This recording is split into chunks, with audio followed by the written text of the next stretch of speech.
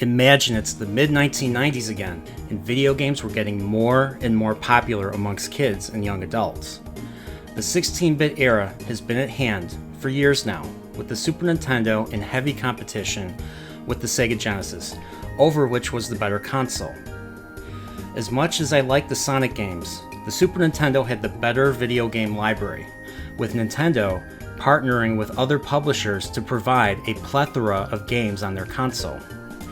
We are approaching the end of the 16-bit era and have already passed the 10th anniversary of the original Super Mario Bros.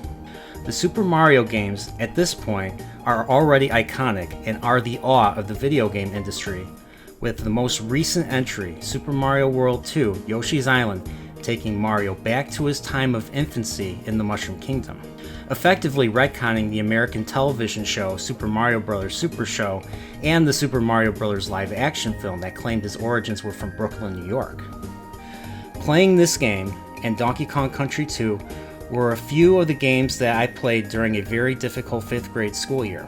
However, at the end of my school year, in the spring of 1996, while watching Fox Kids, I saw a commercial for a new Super Mario game where you see Mario in an isometric view fighting a giant wedding cake, but with numbers coming out as you are hitting it. I had no idea what this was or what it meant. And what was more perplexing was the name of the game.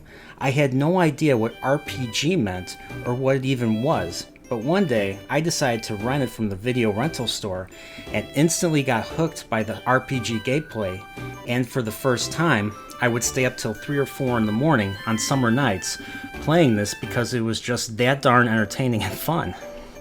Developed by Squaresoft and published by Nintendo, Super Mario RPG, The Legend of the Seven Stars, was the highlight of my summer vacation between the 5th and 6th grades, a very welcomed addition to the Super Mario universe, and my gateway into other Japanese RPGs down the line. Before we get into gameplay and story, let us go back in time and see how this idea of a Super Mario RPG and a miraculous collaboration it was came to be. As we all know, Nintendo has been successful with its Super Mario games in the NES, and now the Super NES eras. Mario games were widely renowned by other video game developers all over the world, including the various teams at the Japanese company Squaresoft. Squaresoft is a company that is known for its turn-based RPG games at the time, like Final Fantasy series, Chrono Trigger, and real-time games like Secret of Mana. Square games were on Nintendo's NES and Super NES consoles, so the two companies did business together regularly, and the idea was thrown out there on what if there was a Mario RPG type game. So, one day, at a business meeting between Nintendo and Square, the topic came up about combining Nintendo's iconic plumber with Square's RPGs, and the prospect was exciting to the team at Square, who all had strong opinions on what Mario should be. It took a lot of ideas being thrown back and forth between the two companies before a path forward was paved that would satisfy both companies, which in and of itself is a miracle to accomplish. Square would come up with basic ideas and would run it past Nintendo, checking their work in the process.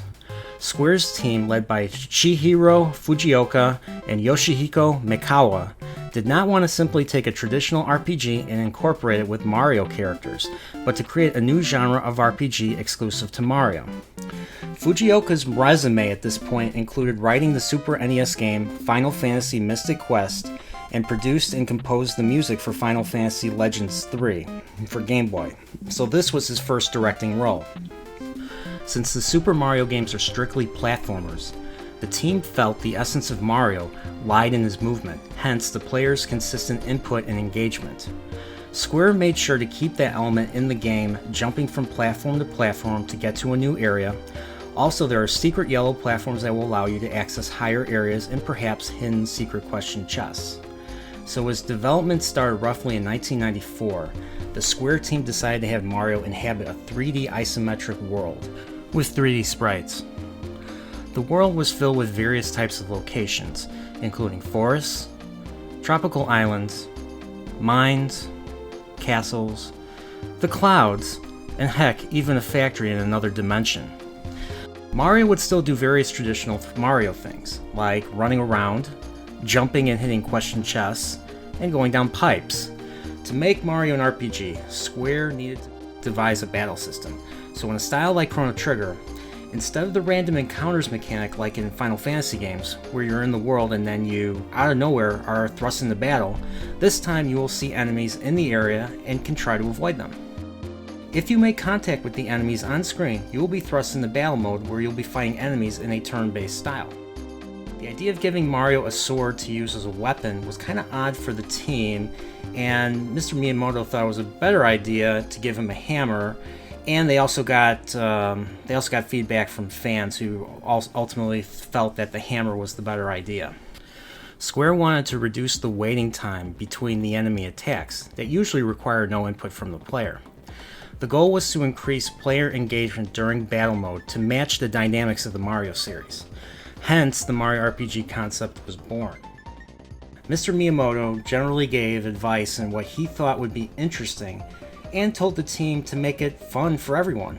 With a little inspiration from Rare and Donkey Kong Country, Square managed the 3D isometric style of the game by having Nintendo suggest incorporating the Super Accelerator 1 chip to enhance the data storage, clocking speed, faster RAM, memory mapping, and many others, and was one of only a few games with that chip that was ever released in the United States. Fujioka and Miyamoto revealed a prototype of this game at the 1995 V-Jump Festival in Japan, showing various towns, a minecart ride, and battles with various monsters with some backgrounds that didn't get into the final game. We also see a previous design of Mario before his final form and the first time we hear Yoko Shimomura's soundtrack. Shimomura borrowed iconic tracks from Super Mario composer Koji Kondo, including the Super Mario 3 World 1 theme mixed with the original Super Mario theme to put together the theme for Mario's Pad, and created her own spin on what Mario's first RPG adventure should sound like. She even borrowed from another iconic video game composer, Nobuo Uematsu, known for the Final Fantasy series, for the game's optional hard boss. The folks at Nintendo of America were surprised by the battle system and RPG menus when a beta arrived from Japan, with one person calling it weird and fun. It was localized and translated into English for the Western market by Square translator Ted Woolsey, who was later criticized by some for not incorporating direct translations to games and changing the scripts due to strict content guidelines and text length. Hence, Super Mario RPG was released in May of 1996 in the United States, and a new type of gameplay has taken gamers by storm. The gameplay for Super Mario RPG did incorporate elements of other Square turn-based RPGs at the time, but it incorporated the platforming elements to appeal to Super Mario fans and perhaps bring in a higher demand for JRPGs in the United States. Some objects that contribute to platforming include the save blocks to save progress, treasure boxes to replace classic question blocks, invisible treasure boxes to incentivize jumping, floating yellow platforms based on the ones from Super Mario World, the classic donut blocks introduced in Super Mario 3, a pot cannon to launch Mario in 3 directions, a spinning flower that launches Mario high and far depending on the direction Mario's facing, and 2 trampolines, one to take you to a different part of the level, to the one that takes you back to the world map. Like I said earlier, you play as Mario in an isometric environment, showing 3D, and instead of random encounters from the Final Fantasy games, you make contact with an enemy to go into battle mode. You can only have 3 characters in battle at one point, so later in the game you will learn the switch feature when you get a 4th character. The game uses typical HP, or hit points, for health. When you get to 0, you lose, or when your enemy gets to 0, you win. Press A to do a standard attack with whatever weapons is equipped. Press B to either choose a defense posture or to run away from a battle. The Y button features a special attack that is unique to the character casting, equivalent to the magic or tech attacks in Square's other RPGs, and uses up FP, or flower points, as an equivalent to MP, or magic points. The X button gives you access to your items and that will allow you to replenish your health like mushrooms, or flower points like various syrups, able juice and freshen ups to cure status ailments to help aid you in battle. What makes Mario RPG's battle system unique is the introduction of the timed hits that adds additional attack and defense, like I said earlier. What exactly is that? Well, When you attack an opponent with, for example, Mario's hammer, you will hit the enemy once and then the enemy will take his turn. With a timed hit, you hit the A or attack button right when the attack lands.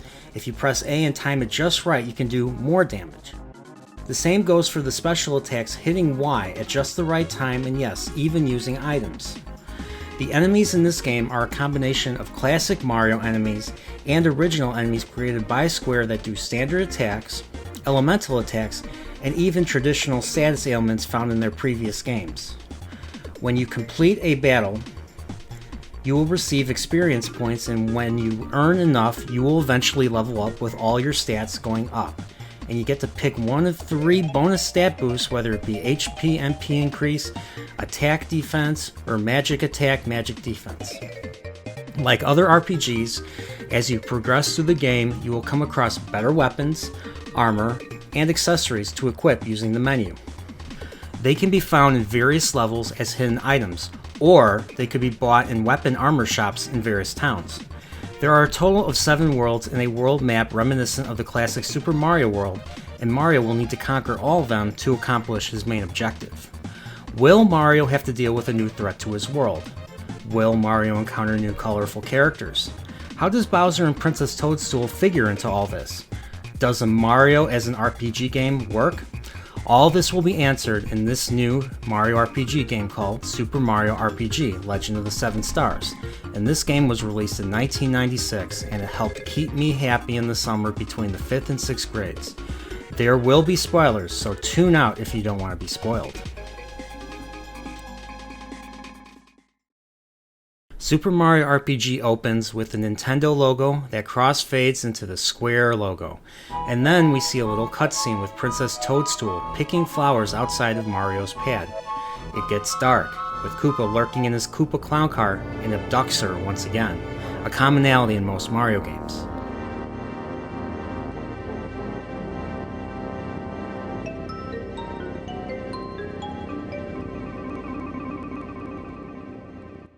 Mario exits his house, looks around, and goes after Koopa. We get a little montage of clips, some of which don't make it in the game, and reveals our players for this game, but I won't reveal them yet until we get to the point in the adventure where it is revealed who will be fighting with Super Mario in this all-new adventure. Like Super Mario World before, we start a new save file and begin the game. We see Bowser entering his castle from above thanks to the clown car, with Mario following close behind. Traversing the only bridge to the front entrance.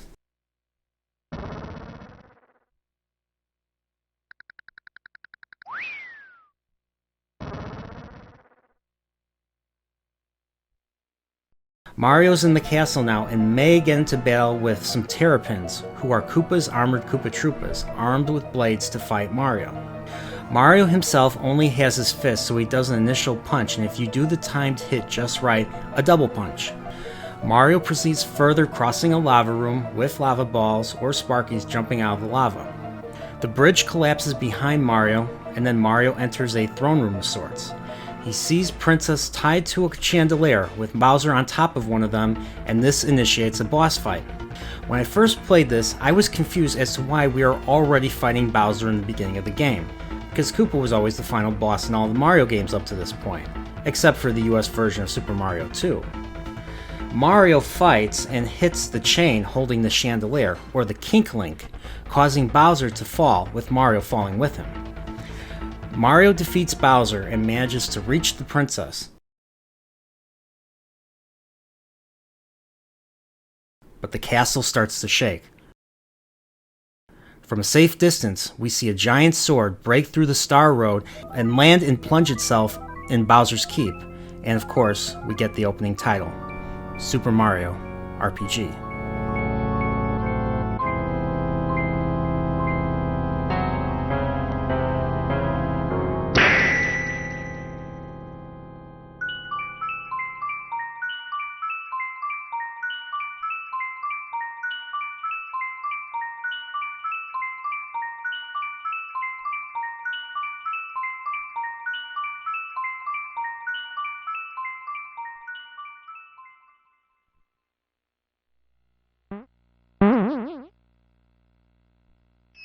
Mario is propelled out of Bowser's Keep as a result and lands in the pipe right above his pad.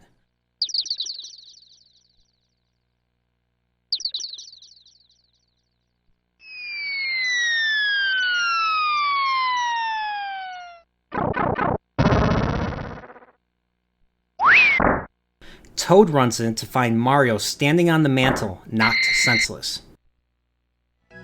Mario jumps up, regains his senses, and talks to Toad outside, telling him what happened. Mario goes back to Bowser's Keep to find a giant sword halting his progress, telling us that the Smithy Gang has now taken over the castle and plans to take over Mario's world as well.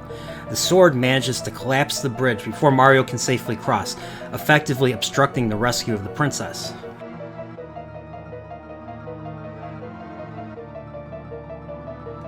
Mario goes back and tells Toad the bridge is out.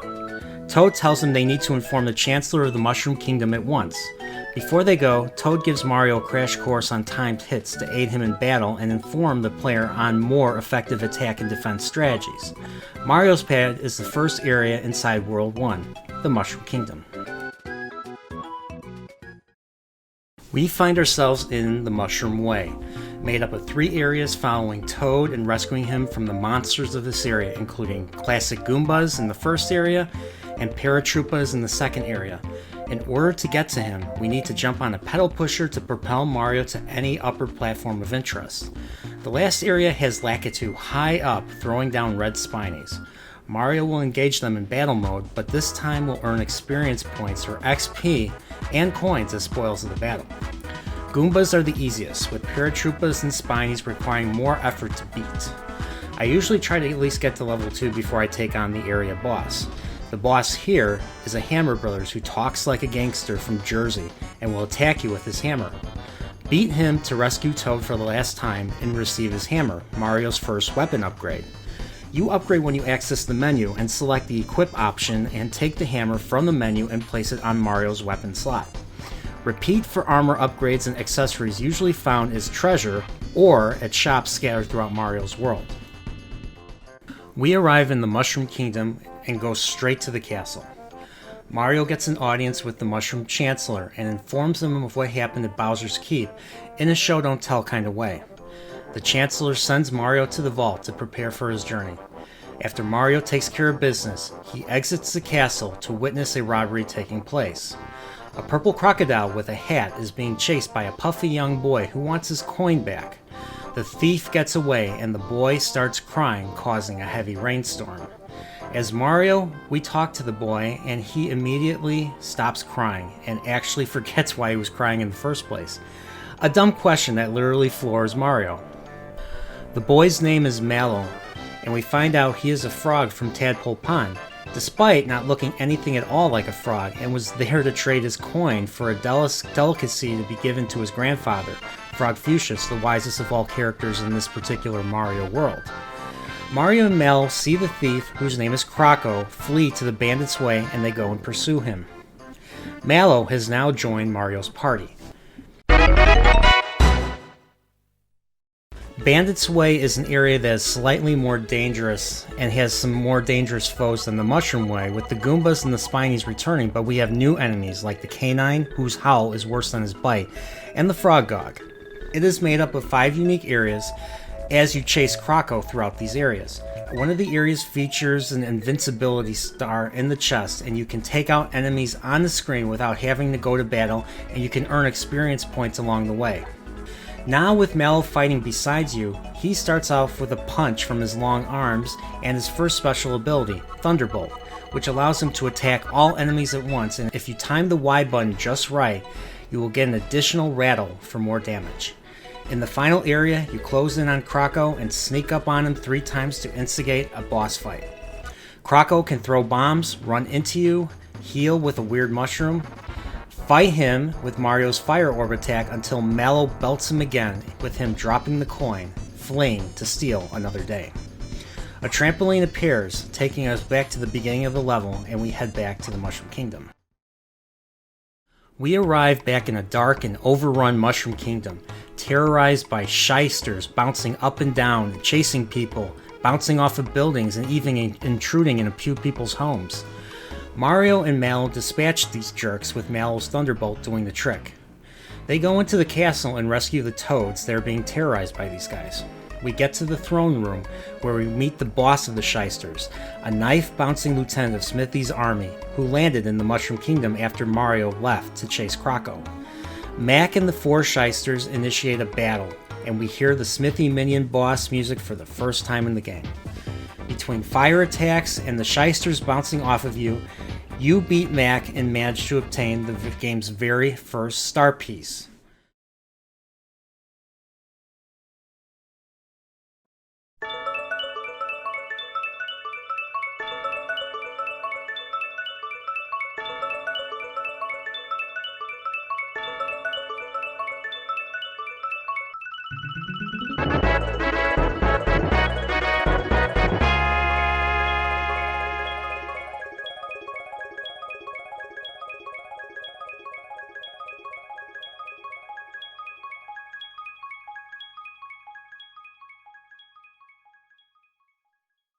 Two Shysters flee to inform Smithy about Mario.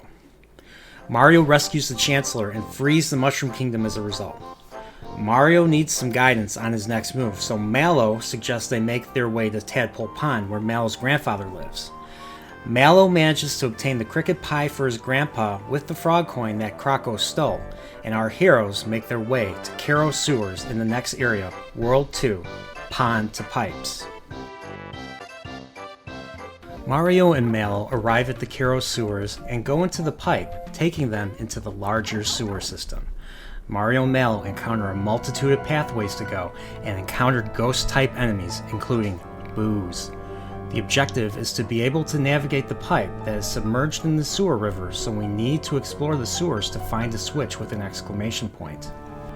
Ratfunks also inhabit the sewers, along with the water-dwelling gobies, who resemble Cheep Cheeps, and of course the optional boss, Pandarite, who is a booby trap disguised as a treasure box, beating it to be rewarded a flower jar that raises your total FP to 3, as well as a True Form pin, an accessory to protect against transformation status attacks, turning Mario and friends into either mushrooms or scarecrows, and it also increases defense physically and magically as well.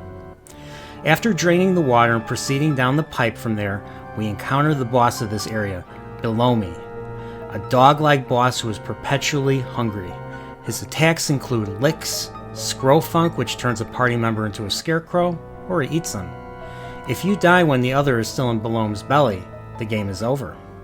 You defeat him, but he proclaims a flood will sweep them. Let's just say Belome was not lying and water does come gushing out of the door.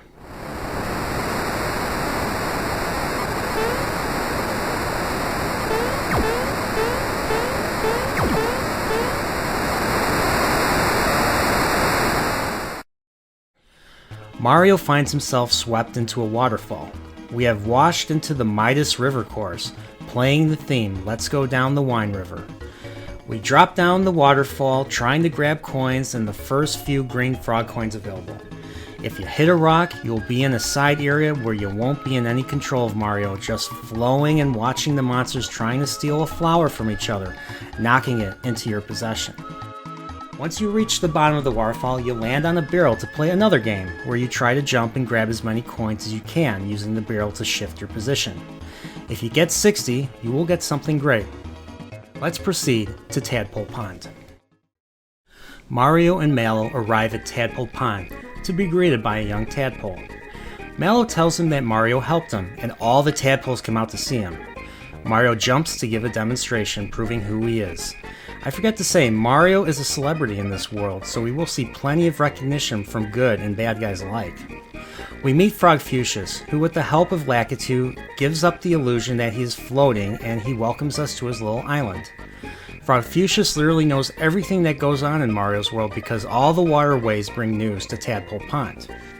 He reveals to us that Princess Toadstool and Bowser are no longer at the Bowser's Keep, and were propelled at the same time as Mario, albeit in different directions. He also tells Mario that the star pieces are important and probably have something to do with the shooting stars and wishes coming true. He tells Mallow that he should accompany Mario on his journey to find the stars, and the princess, because we learn that Mallow, in fact, is not a frog. To the shock of Mallow and everyone else somehow. As the music changes to a more somber tone, Frogfucius tells us that Mallow, as an infant, turned up from the waterway, and Frogfucius raised him as his grandson, who had inherent magic abilities and knew there was way more to the little puff than meets the eye. Mallow cries, but Frogfucius puts the kibosh on that and tells him that he must find his real parents and must help Mario, so the journey has become that more important. Let's give Frogfucius the cricket jam that we spent a whole level trying to get back that frog coin. He rewards Mallow with a froggy stick as his first weapon. Frogfucius sends Mario on his way to Rosetown, but before we go, there is a side game that involves going to Tadovsky's area and to try to help him find 3 melodies and play them out on a staff bar using tadpoles as musical notes. So Mario and his friends need to keep a lookout for various tunes to learn on this journey. The reward is obtaining a high-tier membership at the juice bar at Tadpole Pond, where you can get some cool items like froggy drinks, elixirs, etc. Mario and Mallow take their leave of Frogfucius and the tadpoles of Tadpole Pond and make their way to Rosetown. In order to get to Rosetown, Mario and Mallow need to traverse through Rose Way, an area that starts with a large pond that branches into other areas. The large pond has many islands that Mario can navigate towards with the help of the moving yellow platforms from Super Mario World. A true explorer would leave no area unexplored. Enemies in this area include the Star Slap, Snapdragon, Arachne, crooks who like to steal and flee, and the classic Shy Guys from Super Mario Bros. 2 and Yoshi's Island. Mario makes his way around the pond to the Shy Guy treasure box area, and finally the exit. But look who's there! Bowser and a small legion of Goombas, Terrapins, and Magic Koopas are preparing to march on Bowser's Keep to take back his castle from the Smithy Gang, and they depart. Mario and Mallow follow out of the exit and arrive at Rosetown. Rosetown has seen better days. It is dark, but whenever someone walks outside their house, a random arrow will strike someone from afar, causing complete paralysis with the victim completely unable to move. Mario and Mallow upgrade their armor to thick shirt for Mario and thick pants for Mallow. Explore the town to get tips like a secret treasure in the nearby forest from the man in the house on the high ground. Mario makes his way to the town's inn, and we see a little boy playing Mario Rescues the Princess with his toy figures. The little mushroom boy, Gaz, immediately recognizes Mario and asks Mario to play with him, with Mario taking the role of Bowser and Gaz taking the role of Geno. Gaz fires Geno's shooting star shot but hits Mario in the head, knocking him out cold.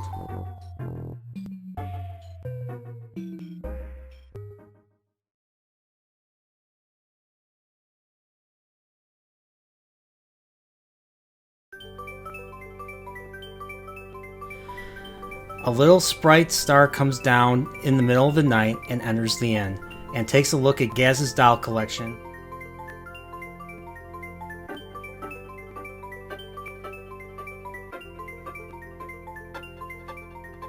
And decides to take the Geno doll and transform his essence, bringing it to life.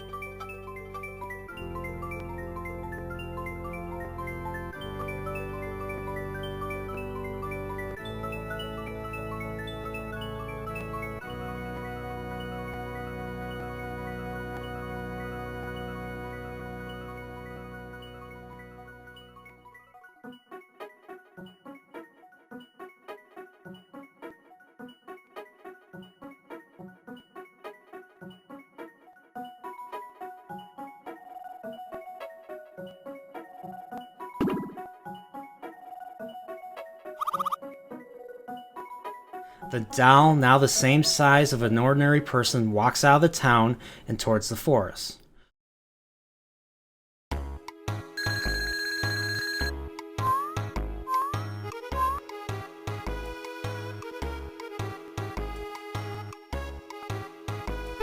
Mario wakes up and gets downstairs to see Gad trying to tell his mother that Geno walked into the forest.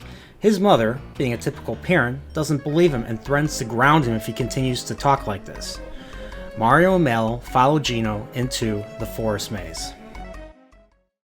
The Forest Maze is an incredible level with that iconic music track, Beware of the Forest Mushrooms, playing in the background. Mario and Mal proceed in the forest and find tree stumps that substitute for the typical green pipes that Mario games are known for. These tree stumps will take Mario underground. We encounter a wider array of enemies in this underground, including rat funks, amanitas, even gorillas, who strangely resemble another ape under the Nintendo umbrella. Mario and Mal come across an area that has many tree stump pipes with many destinations. Therefore, don't be afraid to explore them all. We come across a sleeping wiggler. You remember those yellow caterpillars from Super Mario World who get angry when you jump on them? Well, when you jump on this one, he gets angry and throws you up while causing the forest to shake, opening up a new area and new stump pipe to proceed deeper in the maze. We come across an area that has 4 exits. You can use the Mushroom Dad's direction from earlier to find some rewards, or to proceed with the plot you need to follow Geno. Keep going until you come across the perpetrator of all the flying arrows terrorizing Rosetown, a servant of Smithy named Bowyer who resembles a bow, and his minions are the arrows. Mario and Mal are hiding, with Mal referencing Bruce Lee when Mario wants to go to fight outright. Geno jumps down and demands Bowyer stop shooting the arrows.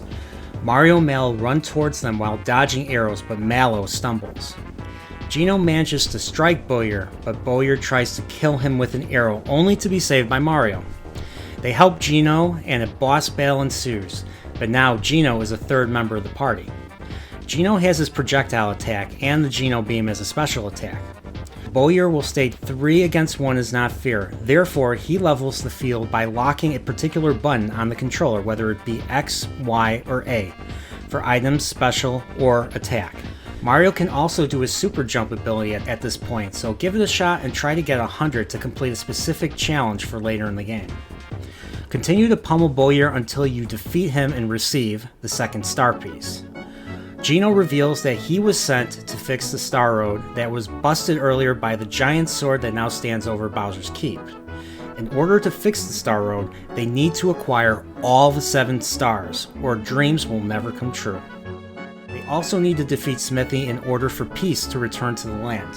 An arrow minion overhears this conversation and states he must warn Smithy and flees. The party goes back to Rosetown to see it back to normal and with its own upbeat theme. We go back to the inn to see Gaz, with Geno trying to explain their mission to him. Gaz gives Geno his first weapon upgrade, the finger shot. Gaz's mom is impressed with Geno's costume, still not believing her son that the doll came to life. Our heroes proceed to the 3rd world in the game, or they could take a detour and check out the optional pipe vault area. Let's go there before we proceed further. The Pipe Vault is an interesting area that plays Yoko Shimomura's one of 2 takes on the classic Super Mario Underworld theme. The area is pretty linear, with lava and Sparkies jumping out to attack you. We encounter enemies you don't battle with, like the Twomp and the Nipper plant from Mario 3, that will cause Mario to lose coins and hinder his progress. As the name suggests, there are plenty of pipes with piranha plants that you do battle with for the first time.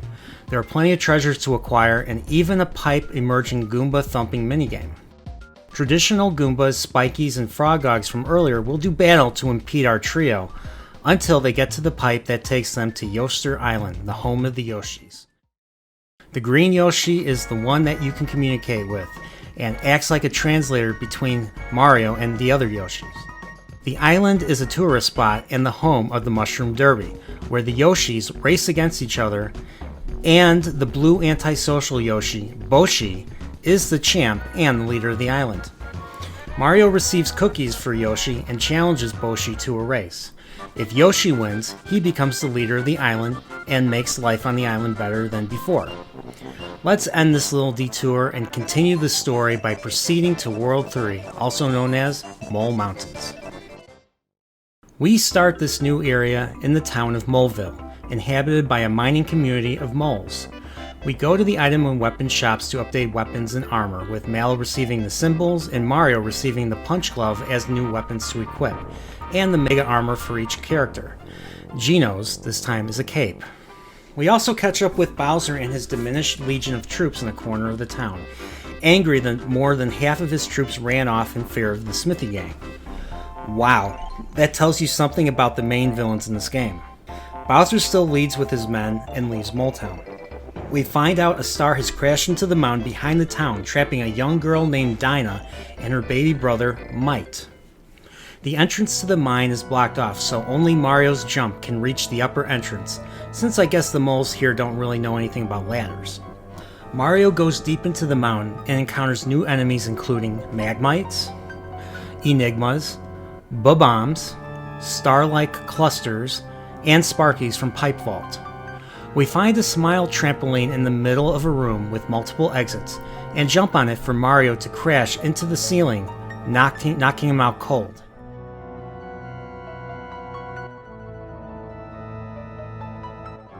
Mario comes to and finds Krako hovering over him with 3 crooks, robbing him of all his coins. The party gives chase in the caves, and the crooks hide, hence fighting them is optional. But when you get to Krako, you initiate another boss fight, round 2. Krako this time has higher HP and the same attacks, throwing bombs, colliding into our characters, and this time throws a chomp. He also steals all the items halfway through, so beating him ASAP is recommended. Krako defeated retreats yet again, and this time leaves behind a bomb. Mario gives this to Pa Mole, and he uses this to open up access to deeper into the mountain. Follow the track and grab the star in the nearby treasure box to defeat the Bob-ombs in your way, and continue down the path before you get to the boss. If you run directly toward this new boss, he will push you back into the previous room, so you need to contact him from the side to start the battle. His name is Nello, Punchinello, and he is a hothead, or so they say, and is guarding the 3rd star for some reason, since he is not a member of the Smithy Gang. The battle with him involves summoning different levels of bombs, going from micro bombs to regular bombs to bigger meso bombs, and to the final King Bomb itself landing and crushing him. King Bomb goes off with our heroes caught in the blast.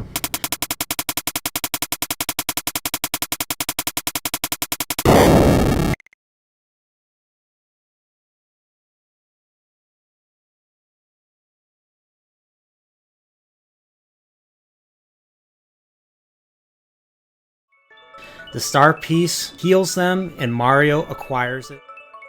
The next room, we find Dinah trying to move a minecart. Hence, we help her move the minecart, initiating the minecart minigame. Mario controls the cart in a dramatic 3D perspective by leaning the direction he intends to go, and if you go too fast or fail to turn, you will fall off the track. The game changes from a 3D perspective to a side-scrolling one to be repeated twice. Collect mushrooms to boost speed, and you will eventually exit the mountains and ride off the track and crash through the roof of Ma and Pa Mole, literally dropping in on them. Mario rescues the kids, but that begs the question, where's Toadstool? Mario leaves the house to see a flying beetle being chased by 3 Sniffets. The beetle lands on Mario's head, and the Sniffets tell him it is supposed to be a present for their master, Booster. The beetle flees, and the Sniffets run off, with Mario following them. Mario, Mallow, and Geno find themselves in Booster Pass, a road that leads to Booster Tower on the map. The pass consists of rugged hills and steep cliffs with new enemies including Lakitu himself, Artichokers, Spikesters, which are green versions of Spinies, and Carabasus, a floating carrot. Make your way up through the first area, and then find a notch in the second area that houses a hidden switch. The switch will fill up the cavities in the mountain, vanquishing the Spikesters in them. We get to the top and proceed to Booster Tower. Mario arrives at Booster Tower to find Bowser alone and crying. Apparently his Koopa Troop completely abandoned him, and he is reminiscing about the good old days of being the bad guy in every previous Mario game. Take note how you see a voyeur from behind the door. Could this be the enigmatic Booster? Bowser sees Mario and immediately stops crying, trying to maintain his image as the ultimate baddie, accidentally saying, "Hey, how you been?" and then reverses it to a more menacing, "You! What are you doing here?" We pan above to see Princess Toadstool on top of the tower. She sees them and screams for Mario to come up and rescue her. Bowser decides to leave, but then immediately comes back and breaks down the door to the tower. He tells Mario that he is gonna go against his own good judgment and allow him to join the Koopa Troop, while in all reality, Bowser actually just joins Mario's group. Now that we have 4 playable characters, we need to switch one out in order to bring Bowser into the fight, since we can only have 3 people at a time. We enter Booster Tower and encounter Sniffet 1 at the reception desk to begin a fight. Mario makes his way up the tower, walking past portraits of the different generations of boosters that will be important later, so we should take note. Mario makes his way up the tower, encountering Spookums that are basically light blue Sniffets, accompanied by Jesters, Remocons, and Orb users.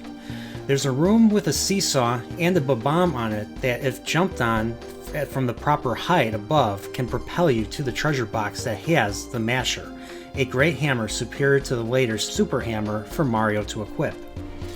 We meet Booster, who rides his train throughout his home, kind of like Walt Disney did back in the day, and welcomes Mario, but says he doesn't have time to play since a princess fell out of the sky and is too busy entertaining her. Booster runs off with Mario following in a small room, but Sniffet 2 blocks him and another battle ensues. Mario proceeds up the tower further, encountering Rob-ombs, and enters the room with a switch. Press it to unlock something in Booster Pass. We come to a room with a pillar and 2 curtains.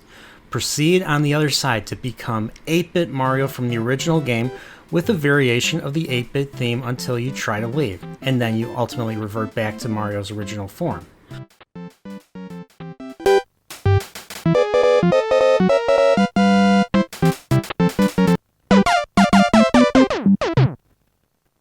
We come across a little game where we have to match the generations of Booster's portraits in proper order to get a key to the adjacent room. Inside the room is a Chomp that becomes Bowser's equipable weapon. We come across a seesaw that has a Twomp on it. Jump on it to proceed further up. We enter a room with coins, frog coins, and a key placed throughout. Watch where you step or a fireball will appear out of nowhere, starting a battle. Fireballs are basically blue Sparkies this time. Get the key and go into the locked room to receive the Zoom Shoes accessory. Mario goes into the adjacent room to fight Chain Chomps and steps into another room to find Booster at the end of his personal railway. Booster says that the princess keeps saying "Help me, Mario" over and over again, and surmises that Mario is indeed this Mario character who has come to take his bride away. Yikes, Booster has some pretty cringe intentions. He throws some Bob-ombs at you and you choose to fight each of them head on or hide in the alcove behind the open portrait. Booster cries and retreats. Mario proceeds further up Booster Tower and saves his game prior to entering Booster's playroom. He finds the door to the balcony Toadstool is being held on, but it's locked. Booster and the Sniffet attendants are coming, so Mario runs and hides behind the curtains. Booster and the Sniffets come in and try to do a wedding rehearsal with the Sniffet holding the princess doll as the bride. Booster realizes that in order for the rehearsal to be complete, they need to take into account that Mario will jump in to ruin everything, so they try to look for the Mario doll to no avail. Booster thinks it's behind the curtains, so we start a little minigame with the Sniffets opening the curtains, whereas we play as Mario and we need to avoid being spotted. And the game is in 3 stages, as each Sniffet adds to more curtains being opened at a single time. If Mario is spotted 3 times, you go to battle with Booster and the Sniffets. If you win though, Booster opens the final curtain and spots the Mario doll above Mario. The doll is too high for them to reach, so Mario helps by knocking it to the floor, and Booster gives you a heartfelt thank you before wandering off to take the princess to Marrymore to get married. Mario and crew follow, only to start a boss fight on the balcony against 2 of Booster's playmates, Knife Guy and Great Guy. Knife Guy uses physical attacks and Great Guy uses magic, mainly status attacks. They team up for a few turns and cause more damage, with both using magic to attack the whole party. I usually defeat Knife Guy first since he has lower HP, and then take out Great Guy. You defeat them and hop off the balcony to pursue Booster further. We arrive at Booster Hill and a minigame chase ensue with Mario chasing Booster up a hill carrying the princess with the Sniffets behind trying to hinder your progress. Hop on the rolling barrels to propel Mario closer to Booster, and if you contact the princess, she throws you a flower. Continue this for a certain amount of time until you get to the top. We have arrived in the area called Marrymore, a marriage resort which is made up of a hotel and a chapel to get married in. The hotel has a shop that allows our players to upgrade their weapons and armor, and some new accessories.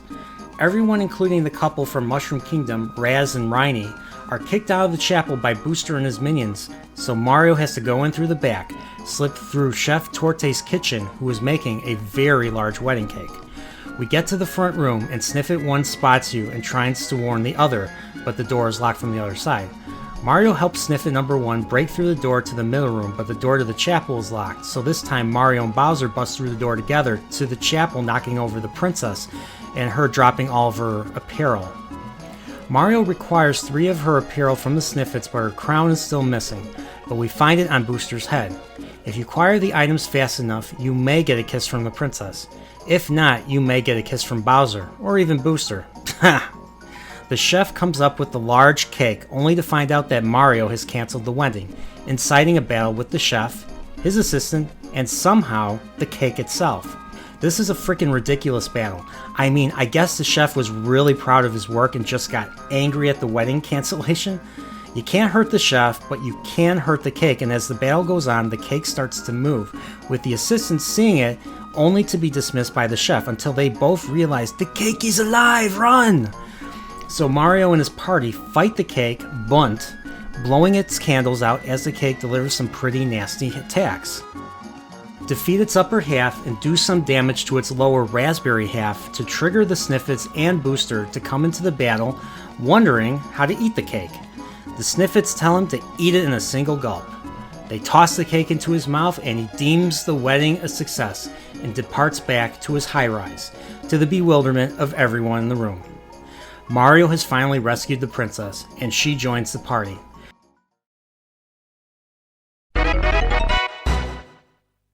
We let Raz and Riney and the rest of the wedding party back into the chapel and depart Marrymore for the Mushroom Kingdom.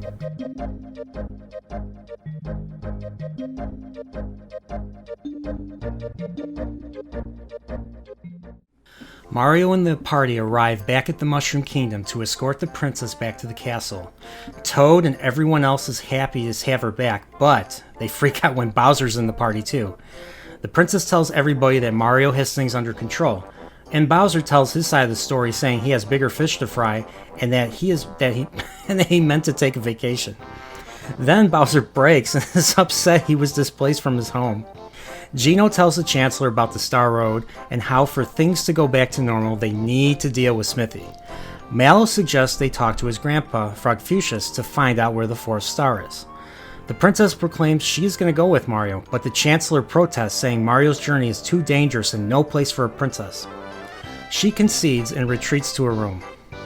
However, as Mario departs, Princess sneaks out of her room and glides down with her umbrella and decides to join Mario after all. She is actually very useful in battle as a healer, with therapy and group hug extremely helpful. They depart for Tadpole Pond.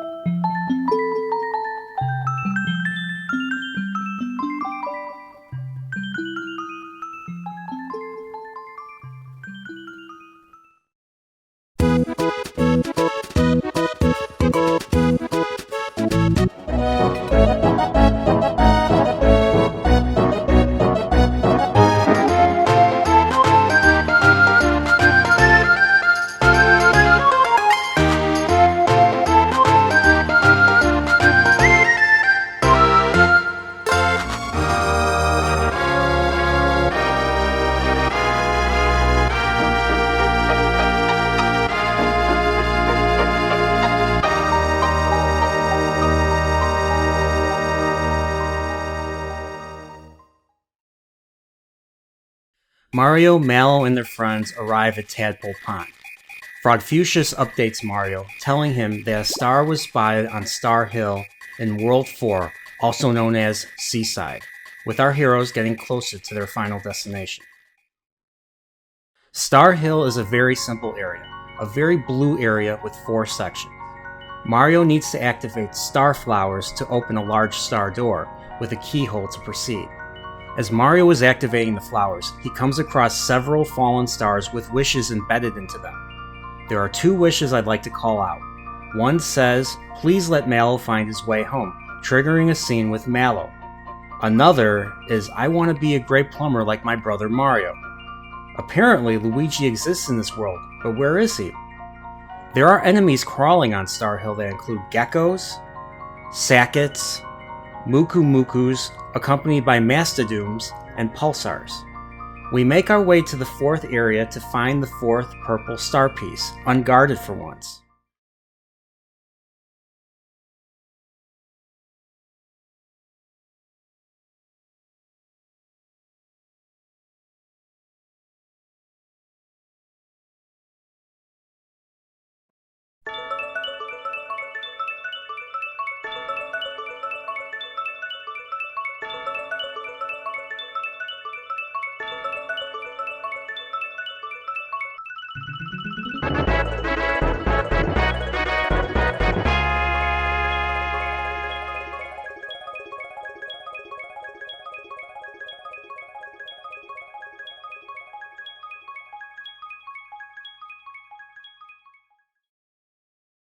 Mario makes his way to Seaside Town with similar ominous music to the previous towns that were being terrorized by Smithy's gang. The Mushroom Elder is acting very sketchy, but insists nothing is wrong. He tasks us with retrieving the next star piece from the sunken ship along the sea coast. He just says he needs it without much explanation. But it makes me wonder, where are all the women and children? Surely there is more going on than we are led to believe. Mario makes his way to the caves adjacent to the sea and the sunken ship. You enter a room with a shaman shop set up to sell you weapons and armor. Mainly the Hurley gloves for Bowser, who can throw Mario into enemies as an attack, a Whoomp glove for Mallow, and upgraded sailor armor. The enemies here are Zeostars, and if you avoid them and get to the treasure chest with the Power Star in it, you can perhaps level up your characters depending on their experience level. Make use of the whirlpools to reach the bottom of the water to access the exit of the cave. Outside, use the whirlpools to access the bottom of the sea, avoid the squid-like bloopers, and jump and enter the sunken ship like a pipe. The sunken ship is a very haunting place, filled with creepers, dry bones, alley rats, usually accompanied in battle with reachers, strawheads, and gorgons. Be sure to be at least at level 12 to 15 at this point in the game. Make your way through the ship to come to a room that has 6 doors. Each door has a puzzle that gives you a hint on what the password is in the room with the letterboxes that leads to the treasure room. The games range from leading a paratrooper to knock a cannonball into a floating green switch, to aligning trampolines in succession for a cannonball to hit a floating switch, to a 3D maze, to collecting moving coins, to hitting cannonballs into the J-blocks. If you haven't figured it out, the password is PEARLS, Pearls, and the door opening leads to a boss fight with King Calamari, a giant blooper. You start taking out 2 rows of tentacles before reaching the head. Hit him with fire, but beware of his tentacle slaps and his status attacks. Defeat him to move deeper into the ship, avoiding cannons firing bullet bills, to encountering a mirror version of yourself in a room, to also encountering another treasure monster, Hedon, to obtain the safety badge. New enemies this deep include bloopers, Mr. Kipper, Zeostars again, accompanied in battle with either Krusty or Luco. Keep an eye out for hidden rooms here as well. Make your way to the main office of Captain Johnny Jones, and be ready to fight his Sharkmen, Bandana Reds and himself, accompanied by his Bandana Blue bodyguards. Fight the pirate captain and his men until he challenges Mario to a one-on-one fight to see who is the bigger man. Mario wins, and Johnny gives Mario the star piece as a symbol of his everlasting respect. Mario makes his way back up to Seaside Town with the Elder and his men waiting for him by the entrance. The Elder reveals himself to be another member of Smithy's gang, who goes by the name of Yuridovich. He demands you relinquish the star to him because Smithy himself has become concerned about Mario collecting the star pieces. If you don't, he will torture one of the town's residents by tickling them. In this game, if you do the virtuous thing, you usually get rewarded, so I simply handed over the star. Yuridovich flees to the coast, but their getaway blade vehicle is delayed. They are obstructed by Captain Johnny Jones and his men, but they decide to let Mario handle this. A boss fight ensues with Yuridovich revealing his true form, resembling a spear. His attacks include his spear, elemental attacks, and he eventually splits into two. Defeat him to retrieve the star. A key to the shed is left behind, so let's go free all the townspeople. The townspeople leave in a jiffy, and the Elder expresses his gratitude by giving Mario a flower box, adding 5 to your total FP. The Elder tells Mario that there is a town of reformed monsters at the far end of Land's End that boasts about a star of theirs. Therefore, Mario and his friends make their way to World 5, Land's End.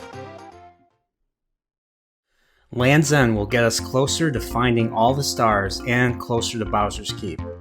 We start out scaling the mountain path using cannons and yellow platforms, trying to avoid the Chows, a harder version of the blue canine from earlier, usually accompanied by the purple Octovaders. We need to get past the Gekits in battle, who shoot out of cannons to occupy small platforms needed to reach the exit. The next area has 2 exits. If you want to continue toward the town the Elder mentioned, use the spinning flower to propel to the upper exit. If you want to head back to Chihiro Sewers and get that out-of-reach treasure from much earlier, take the lower exit and jump into the cave. The cave leads you to Chihiro Sewers. For now, Mario goes up, takes the upper exit, and arrives at a donut block bridge. The shaman makes a game of crossing the bridge in a certain time limit. I play it on hard so the cannon shoots bullet bills at you, and if you fall, you lose. Cross it to get to the exit. Mario and his party are in the desert area that has many whirlpools. They need to enter the one that has the ant in it. When you make contact, you start a battle with Shogun. Keep doing this until you end up in an underground cave. Use 2 power stars to take out Gekits and Chows and make your way into Belome Temple. Belome Temple is the home of Belome and looks like a golden version of Chihiro Sewers. You will come across 3 Belome faces and you will need to hit them in different orders to receive different outcomes in the upcoming room, whether it be monsters, great items, and others, and a large door opening. You enter the next room, hit the lone Belome face, and determine whether the elevator will take you to his treasure room or Belome himself. We fight Belome again for a second time. He uses the same attacks. This time, he will eat a character and clone them as allies for himself. Fun note, before I knew Toadstool's Japanese name was Peach, Belome, when he eats her, says she tastes peachy. Fight Belome until he gets hungry and leaves the battle, allowing our heroes to make their way to the reformed monster town, Monstro Town. We get to Monstro Town and learn the star the Seaside Elder mentioned was actually a starfish that can sing and dance. The town leader, Monster Mama, tells Mario there is no star piece there, and the only direction to go is up. He will need to head to Bean Valley, but that will require scaling a really tall cliff. So Monster Mama summons the Sergeant Flutter of the Sky Troopas to assist Mario in ascending the cliff. Before Mario heads to the cliff, there are plenty of things to do, like Bowser reuniting with one of his Terrapin minions, Jagger, and we meet his martial arts master, Jinx, and challenge them to battle many times. Bowser is not mad and is happy his former minion is happy and is training to come back to him stronger than ever. The inn is empty and you can go to sleep, but as you sleep, ghosts appear to you in a creepy way and initiate a game of capture the 3 flags around the world. The room in the center is sealed, so we will come back to that one much later. The cliff is located in an exit in the desert just before you enter the caves to Belome Temple. The Sky Troopas arrive in formation along the mountain to assist Mario in reaching the top. Mario walks on each of the Troopas systematically before finally reaching the top with Sergeant Flutter timing you. Our heroes depart to Bean Valley and whatever is above. Bean Valley has the same music as Bandit's Way, filled with pipes covered with piranha plants called chewies, and stingers flying around. As Mario navigates through this maze, he comes into an area with 5 different pipes, leading to underground chambers that have enemies, slot machines, and an entrance to the secret Great Guys Casino, but you need a membership to enter. Save the game and exit to the final pipe. A Shyaway appears and waters the piranha plant, enabling another boss fight against Mega Smilax this time. He drops a seed, and we learn the Shyaway works for someone named Valentina who is trying to keep people out of Nimbus Land. The next room we see is a traditional Super Mario brick, and when we hit it, a beanstalk arises from it. We climb it and make our way through the clouds, climbing the beanstalk after beanstalk, fighting off heavy Troopas and birdies. Mario makes his way all the way up to Nimbus Land. Mario and his friends arrive in Nimbus Land, and the people up here resemble Mallow. A woman named Valentina walks out of the castle and reveals that she has found the missing Prince Mallow and brings him out and is just a large dodo bird. Mallow is perplexed there is a prince that shares his name. They walk into the shop of sculptor Garrow, and they notice that one of his works resembles Mallow. Garrow says that was actually King Nimbus as a child, but he looks at Mallow and reveals to us that Mallow is actually the missing Prince Mallow that Valentina claimed was someone else. Now, knowing Valentina's schemes, Garrow smuggles Mario in the castle as a golden statue. The bird posing as Mallow, Dodo, has to suffer Valentina's continued abuse and takes his anger out on the statues. Dodo likes to peck the statues, but Mario dodges it, and we begin a minigame dodging Dodo's pecks. If he hits you, you will have to fight him. If you win, you earn a feather accessory. Make your way through the palace running into enemies such as Shaman, Slingshies, and many others. You make your way to a waiting room with a bunch of the Nimbus people, and one of them gives you a key to a room with a giant egg. The room is guarded by a heavy Troopa, and we enter the room and start a battle with the egg. Keep hitting the egg until Birdo appears.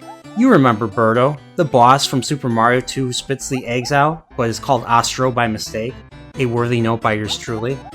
Defeat him to proceed to the throne room where Mario, Mal, and the others confront Valentina, Dodo, and the Shyaway. We give chase to them and end up in the back of the palace with Mario falling through a layer of clouds. Mario catches up with Valentina and Dodo outside the castle, and a boss fight ensues. The fight splits up with Dodo taking the middle party member to an isolated location to fight. Beat Dodo to return to the others. Be wary of status and elemental magic attacks from Valentina, and of course, watch out for Dodo's powerful pecking attack. Dodo and Valentina fly away in defeat, and Mallow is reunited with his mother and father, the king and queen of Nimbus Land, with a nice little emotional reign occurring. We meet the king and queen, and they tell Mario that a nearby star piece has fallen into the Barrel Volcano, and the only way in is to enter the Royal Hot Springs. Our heroes enter the hot springs and jump off the clouds to fall inside the Barrel Volcano.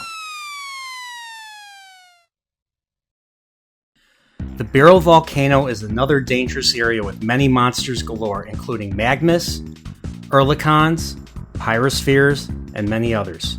You make your way through the level opening treasure boxes and collecting green frog coins until you reach Hinopio's shop, the Hino Mart, consisting of an item shop, an inn, and an armor shop. Hinopio is also an avid collector of Star Fox R-Wings. Mario proceeds further into the volcano and arrives to see a bunch of Pyrospheres combine to form the Zard Dragon, to ensue another boss fight.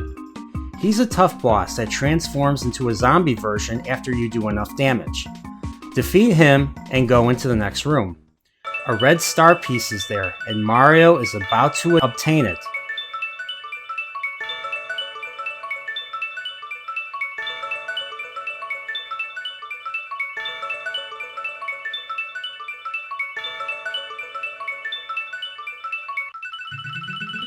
until it is whisked from him.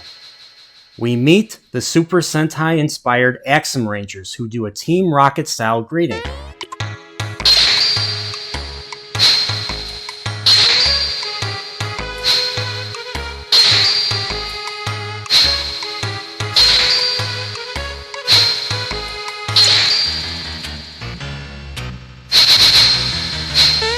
They flee with Mario in hot pursuit, and Mario eventually catches up with them outside the volcano.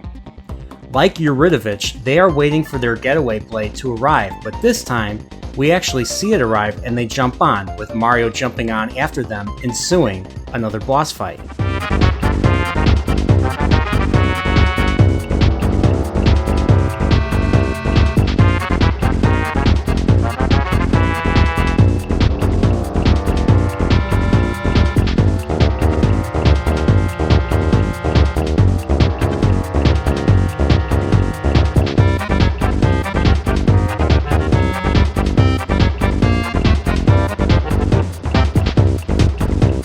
The Axum Rangers are a party of 5, with pink and green providing magic attacks, and red, yellow, and black doing physical attacks. Dispatch pink first, then green, and then the rest, and the final part of this fight is attacking the breaker beam weapon that red operates. Breaker beam does a lot of damage, so stay healed up. Defeat them, and the blade will get destroyed.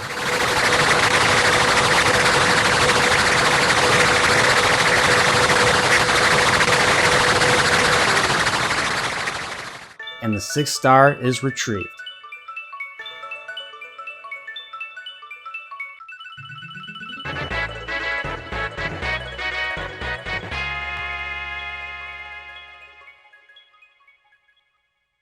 Only place left is Bowser's Keep. Let's go back to King and Queen Nimbus to find out how we can get there. At Nimbus Palace, King Nimbus allows Prince Mallow and the party to use the royal bus to fly to the entrance of Bowser's Keep. What dangers lie in there after Smithy's gang has been perched there for quite a while now? Our heroes proceed to Bowser's Keep on the royal bus.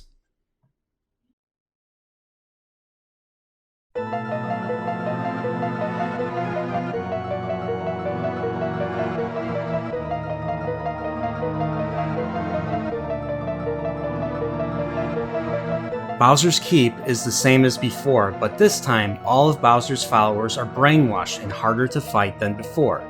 Terrapins are now Terracottas.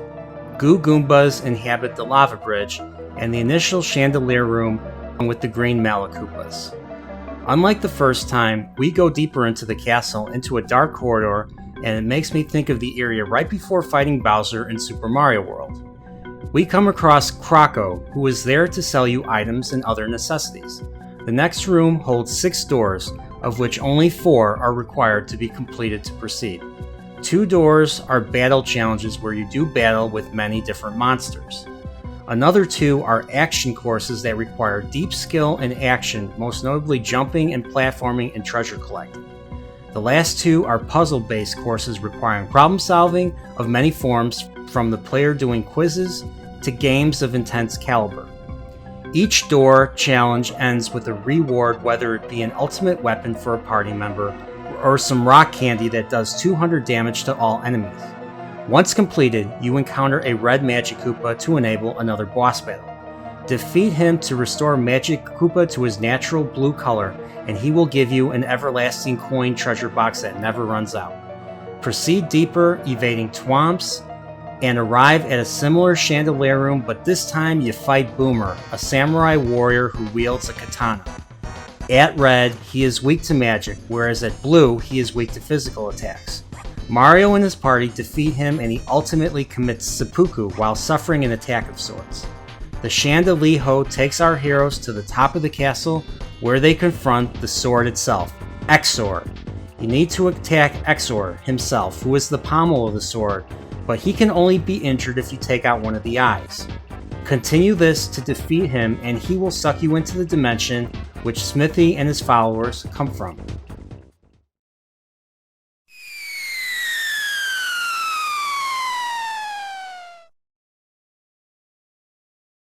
We find ourselves in the typical final area of a square RPG, usually in a dimension between dimensions with floating platforms connected by studs and nuts reminiscing Mario 3 Doom ship levels.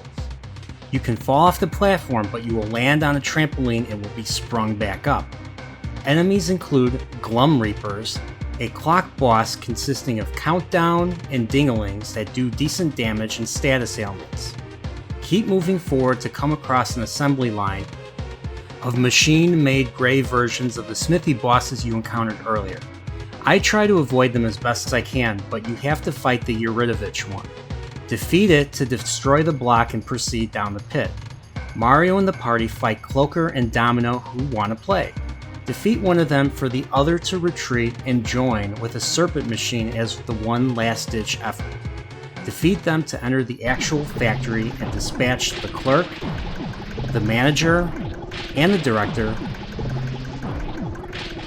We get to the end of the facility and take on the factory chief and his gun yoke machine. The gun yoke can employ the breaker beam and many other deadly attacks, and the chief has some pretty deadly attacks too. Defeat them to access the final boss of the game. But before we take on Smithy himself, let us wrap up some loose ends. To enter that middle sealed door in Monstro Town, we will need the shiny stone. In order to obtain that, we need to go to Moleville and obtain it from a little girl in exchange for fireworks. We come back to and enter the sealed door to find ourselves in another dimension, with a floating creature named Kulex, wanting to take on this world's strongest warrior. We fight him, and he is no pushover. Kulex and his 4 crystals that aid him in battle are high in HP and each have many attacks that do a lot of damage. Even with Princess's healer in your party, this is still a pretty tough fight and a red essence might be needed. We hear some familiar music from a 4th game in a certain fantasy series that may be final. Easily the hardest fight in the game, and you defeat him to get the Quartz Charm and his gratitude for such an epic fight. Let's go back to the factory where Smithy is and save our world. We make our way back to the area we beat the factory chief at. Mario jumps on the switch to have the moving claw grab him and drop him in the pipe the weapons are coming from.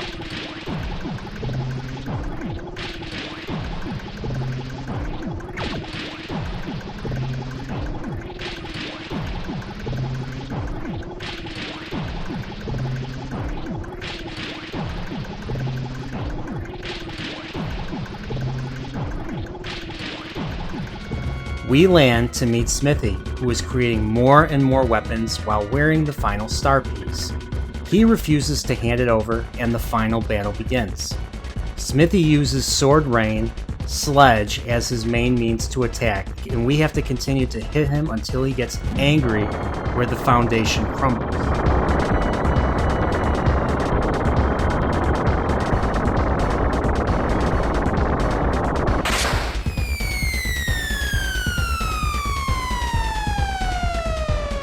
Smithy and Mario's party fall into the underbelly of the factory, and Smithy transforms into his true final form.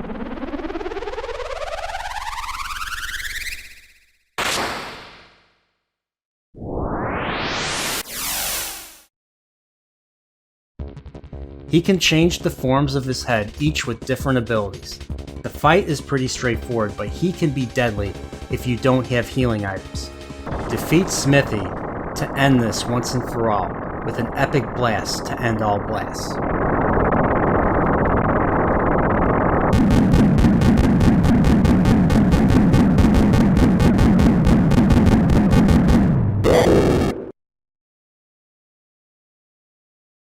Mario retrieves the final star piece and sends it way up.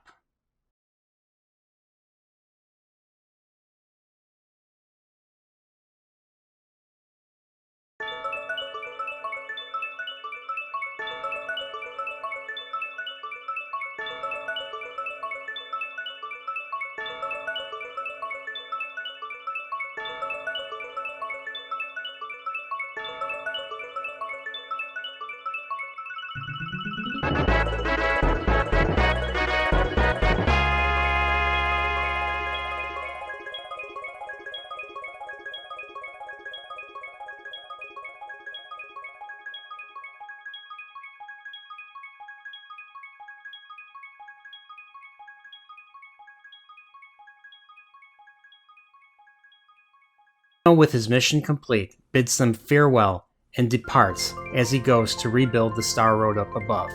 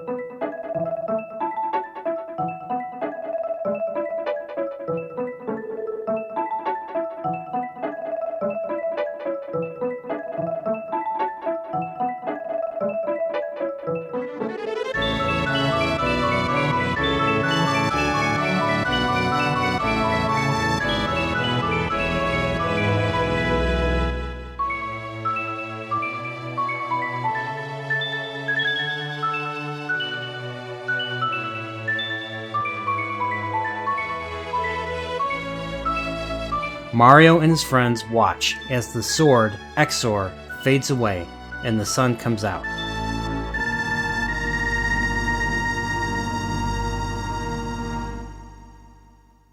An epilogue ensues. Mallow is crowned prince and is the last time we see him, sadly, in any Mario game. Bowser and his Koopa Troop are repairing the castle with a shy guy goofing off and riding his clown car in the background. Will Bowser revert back to his old self and kidnap the princess again? Jonathan Jones, the shark captain, is staring off into the sunset, a true warrior. Krako tries to race Yoshi on Yoster Island but loses. Krako makes friends with Boshi. Todovsky is conducting an orchestra. Dodo is marrying Booster and Valentina in Marrymore, but Booster is having cold feet and tries to flee the wedding, and I don't really blame him. Mario, Toad, Yoshi, Toadstool, and the Chancellor all say thank you for playing.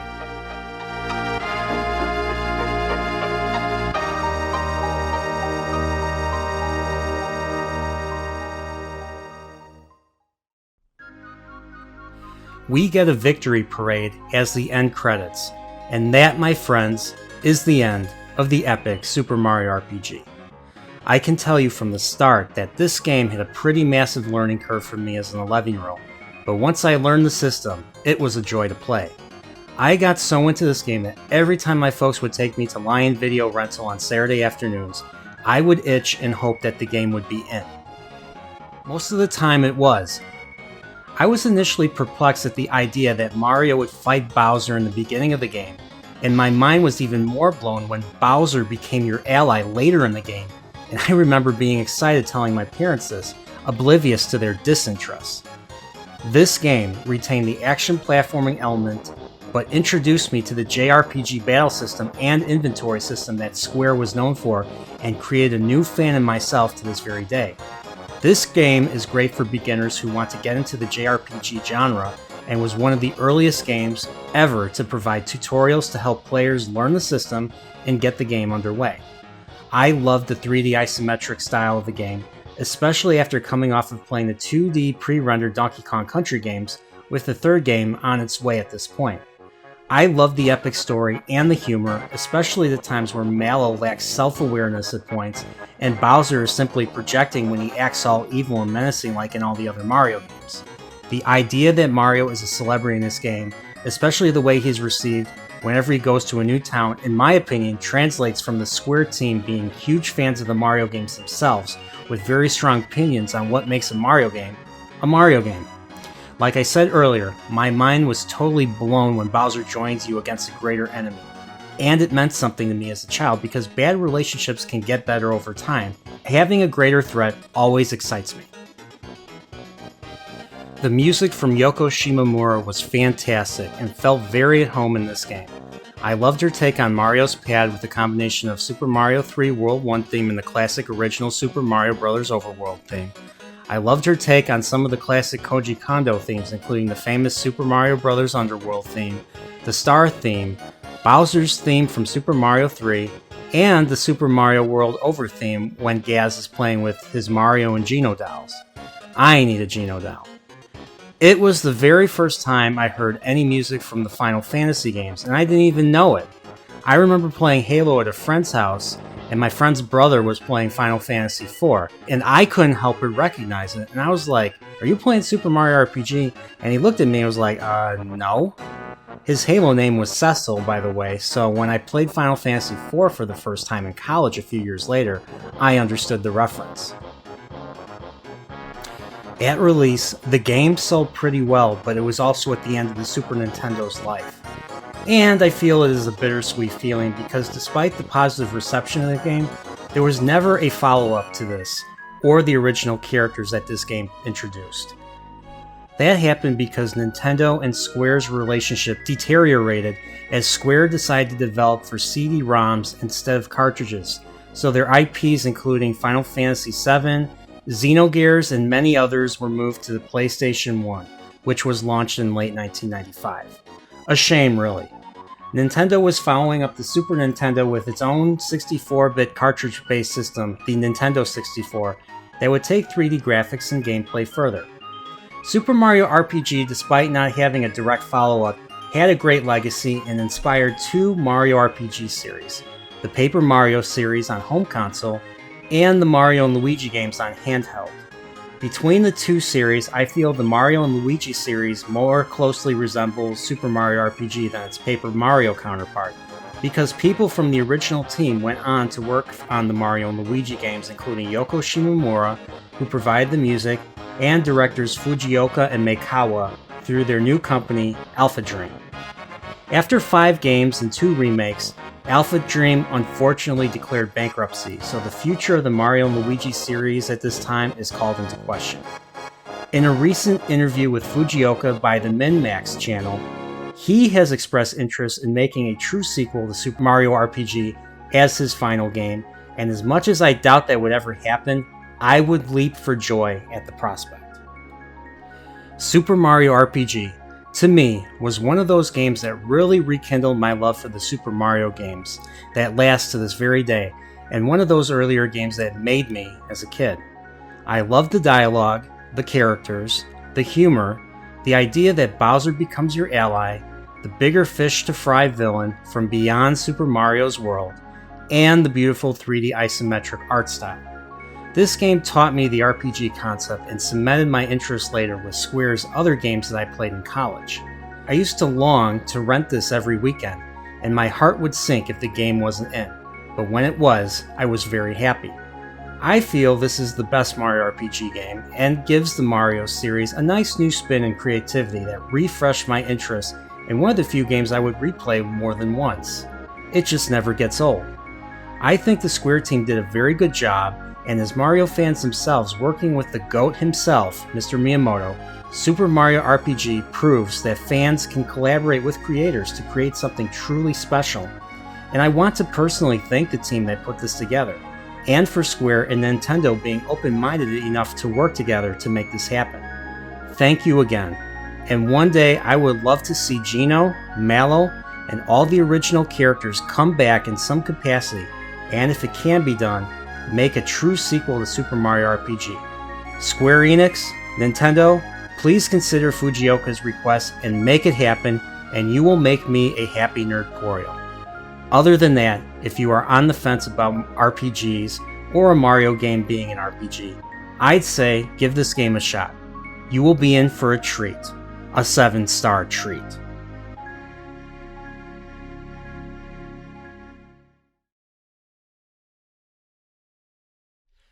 Thank you for watching my Super Mario RPG Retrospective. The Square team delivered a very great game, but at the same time, what were Nintendo themselves doing with Mario? Did they add an additional dimension to his being? Can Bowser abduct and hold the princess inside her own castle? Do multiple worlds exist within the castle? Will Princess Toadstool be going by a different name going forward? Does Mario have what it takes to master this added dimension and meet his goals in each level in a new open environment? Will players get used to Mario now having a voice? All these questions and more will be answered in the next Nerdporial Gaming Retrospective, Super Mario 64. If you have made it this far, please consider hitting the subscribe button, the like button, and leave a comment so this video can be reached by other fellow fans. Will the new 64-bit era of Mario live up to Mario's previous games? Stay tuned to find out. So long, ye friends. Bye-bye!